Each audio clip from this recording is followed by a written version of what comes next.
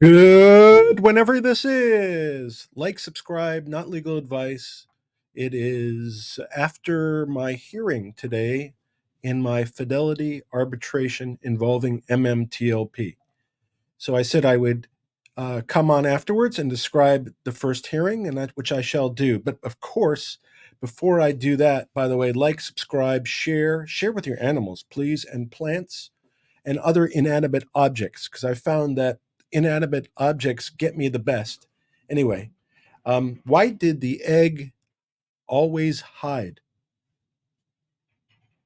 Because it was a little chicken. What did the pig put on his dry skin? Ointment. And last but not least, what do you call a very lazy kangaroo? Obviously, a pouch potato.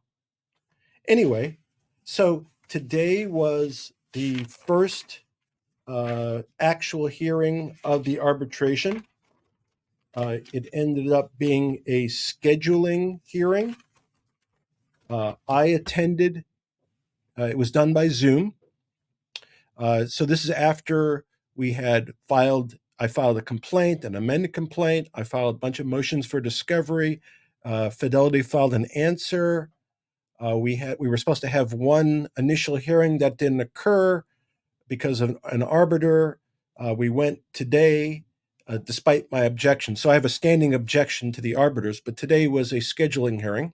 So everybody who was there is participating in the final hearing. So today was there were the arbiters, three of them, the person in charge. So there's a senior person who basically runs the hearing, and then there's two other people, two other arbiters that are subordinates to the person who runs the hearing.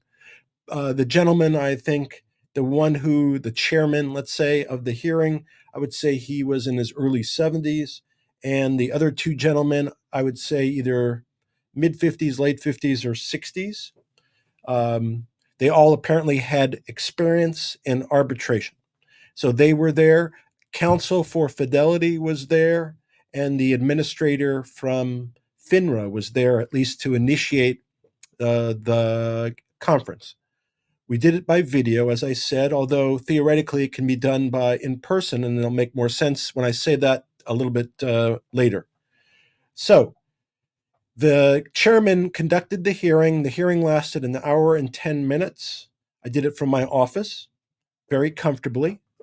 Um, the hearing chair read a script, and he went down the script in going through all the categories that we needed to go through. So we talked a little about discovery before we did the scheduling. And one thing that everybody will need to be aware of is there's a list of documents that you have to provide to the other side and vice versa. And some of those documents can be somewhat sensitive, so you have to be aware of that. For example, they're asking for tax returns. So it's part of the schedule, and I have objected, and we'll see how that works out. On top of that, so Fidelity provided me basically account information. They haven't provided me anything substantive yet. That's why I've filed discovery. That's why I'll have discovery motions uh, pending. Um, so we shall see how all that plays out. How the panel rules on the discovery motions will determine how long this thing goes, how many witnesses there are, etc. So, uh, the first thing we talked about was when discovery has to be served. So, from today's date, they try to make the trial, the hearing, occur within 6 months. And that's in an expedited proceeding. How do you get an expedited proceeding? Age, illness, or some other particular factor.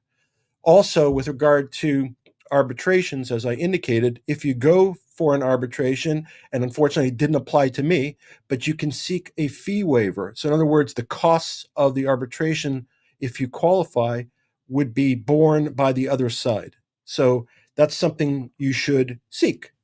So, during this conference, first thing we talked about is when all discovery has to be served on the other side. So I've already served discovery, excuse me, requests for documents, requests for interrogatories. That's pending, and I'll get a response sometime around December 17th, and I'm sure there will be discovery disputes about what I've asked, and even counsel for Fidelity indicated that today in the hearing. But the last day we can submit discovery requests to the other side is January 31st, 2024. Responses to that discovery are due March 31st, 2024.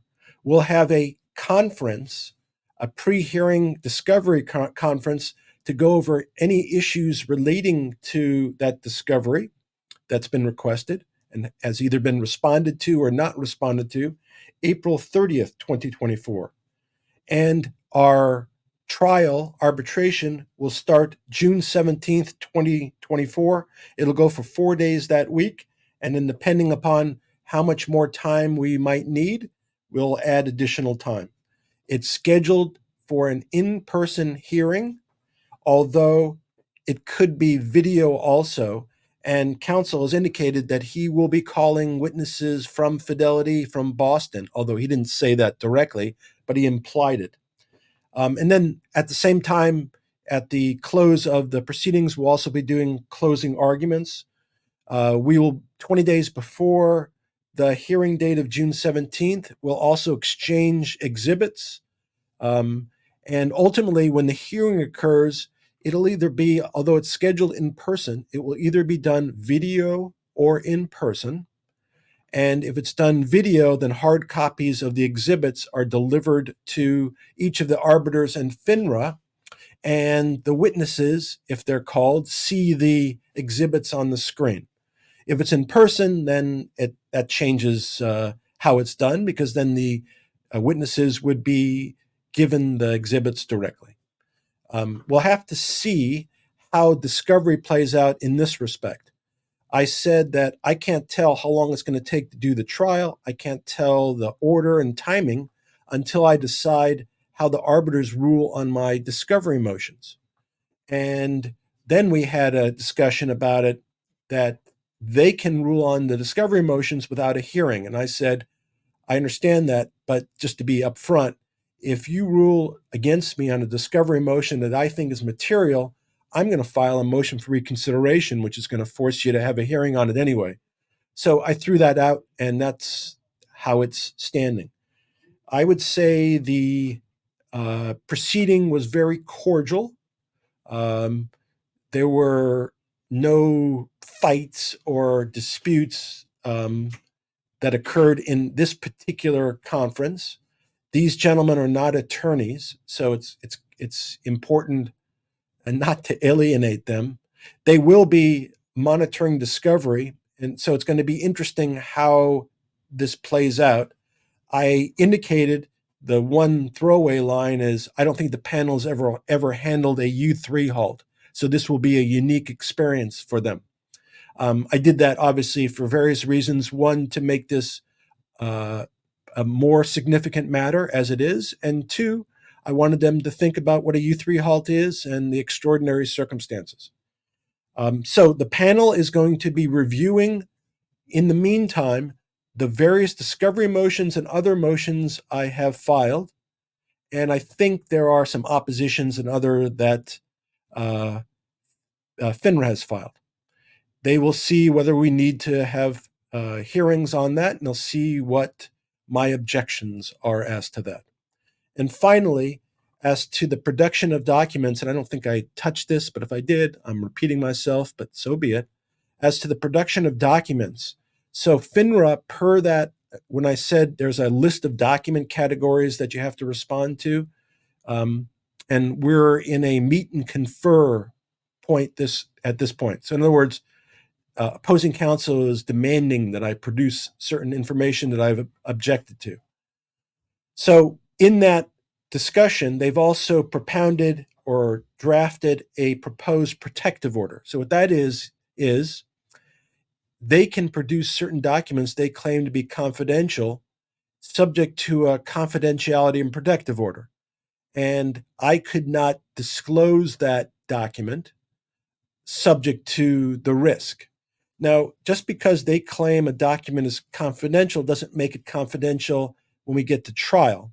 But for purposes of discovery or the proceedings, it can be treated that way and kept confidential until released otherwise. Now, I haven't reviewed the protective order. It's not uncommon in legal proceedings. So, and it'll be interesting also to see what kind of documents are provided. I don't know. It'll be interesting to see. That's all I will say. Be interesting to see why they need a protective order, what documents they have that they deem are confidential and they don't want disclosed outside of the parameters. I don't know if other people will be doing other arbitrations and might have access to the same documents. But think about this. So this scheduling hearing, so we have a scheduling hearing, there's a pre-hearing conference, there's a hearing. And if you or somebody else filed an arbitration, that would be repeated multiple times. The difference is because if you're not in an expedited hearing, it would take 16 months to get it to go to trial. So the clock starts as soon as you file. And obviously, anybody who's thinking about it and has questions that I can answer, I will certainly do that. As I indicated, I think in my last video or the live stream, JR and I are going to be talking about the arbitration and the individual rules, and we're going to kind of break down things so people understand the process.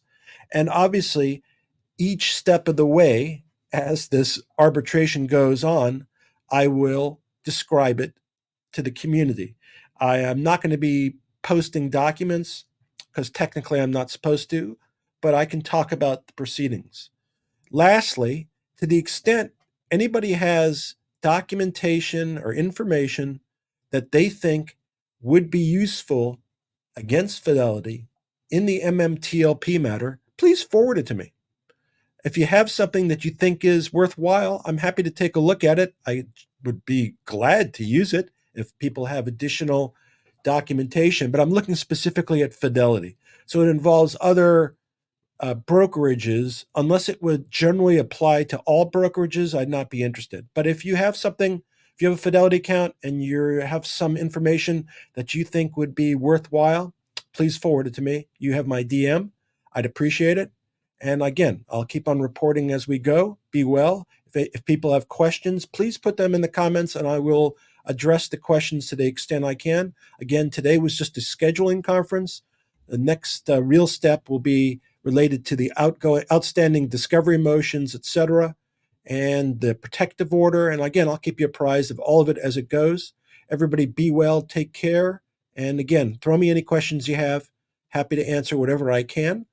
And I hope that kind of gave you the format of the initial proceeding. And again, the gentleman who conducted it was somewhat in the 70s, very experienced, but had to read the script. So we'll do it that. He wanted to be accurate, and I appreciated that. But it was an interesting hearing. Again, hour and 10 minutes. If you were in such a hearing, it might take a little longer because I kind of anticipated questions and my answers would be more direct.